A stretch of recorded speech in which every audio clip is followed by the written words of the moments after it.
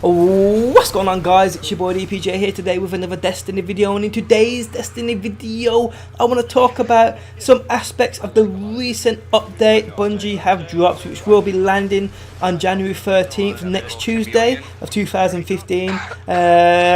Basically, they released this statement. I think it was yesterday or the day before. I've just basically got around to seeing it, and there's a few aspects of the actual update that I want to talk about in the video. Now, I will link it in the video description if you guys want to check it all out if you did miss it. But the main aspects of the actual update statement are the Crotas end raid and the updates to it and the fixes to it. And we're going to start with the existing pit treasure chest reward move to killing Yuk the Death Singer. Now, basically, when Tuesday come around, everybody above level 27 was going into the raid, just basically re-wiping, trying to get that treasure chest that would spawn on your left in that door. Out of it you could have got exotic rewards, you can get class items, you can get radiant materials, etc, etc. That reward now has been moved to killing Yuk the Death Singer. You know, the part where you have to kill the wizard just before you face Crotas? The reward has moved to there. Now, the existing treasure chest pit will just basically contain radiant materials, so you ain't going to get nothing exotic out of it, so no one's really going to race to it unless you're in need of radiant energies and radiant shards. Now, the pit encounter, which is basically the first part with the lanterns, they've removed the physics impulse caused by exploding lanterns, and this is because basically a lot of people were cheesing it. They were standing by the second lantern on a rock, and basically when it explodes, it basically shot them across the map to the end of that actual first part, to the end of the pit encounter, where they could easily and safely just cross the bridge after killing one ogre and not being mauled by thralls. They fixed that, so there's no more doing that. Now, the bridge encounter, players will now be required to cross the bridge in order to complete the bridge encounter. Players will now be required to wait for the bridge to be completed prior to crossing with the sword. I actually prefer this because when it was my turn to actually run across the bridge, I was always in two minds whether it was going to be fully formed or not, because it wasn't, obviously it looked see-through, so you could fall straight through it. So I actually prefer it to be fully formed and fully completed prior to crossing it with the sword.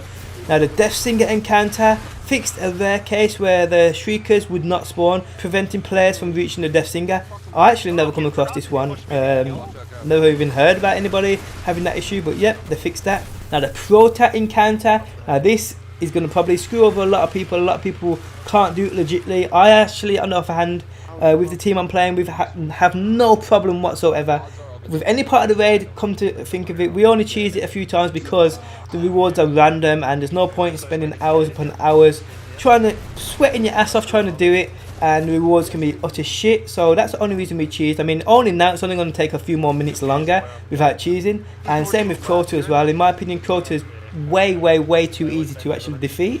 I know a lot of people will disagree with that, but basically the fixes for Crotas that have applied, which will come on Tuesday the 13th of January, like I said. Two sword bearers will no longer spawn at the same time at the outset of the encounter. Crotas will now recover from his kneeling state after a player quits. Fixed the bug that allowed players to remove the presence of Crotas using a Radiant Warlock's Fireborn ability, and they fixed the bug that made the Oversoul appear destroyed to some players in their fire team when it was actually still active. I actually never come across that issue also.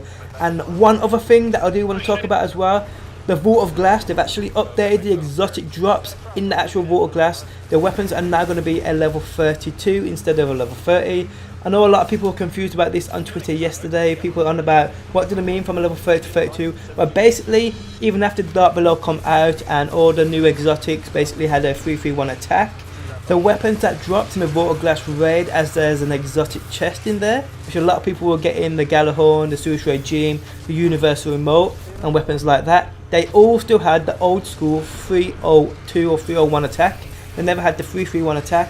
So the exotic weapons you can achieve from the Vault of Glass now have the maximum attack.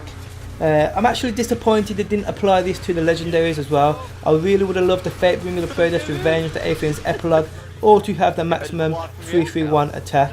That would have been so much better in my opinion, but it's just the way it goes. But yep guys, that is basically the main aspects of the update, the patch that will be coming next Tuesday I wanted to talk about. Let me know your opinions on it down below in that comment section. I'm curious to know what you think.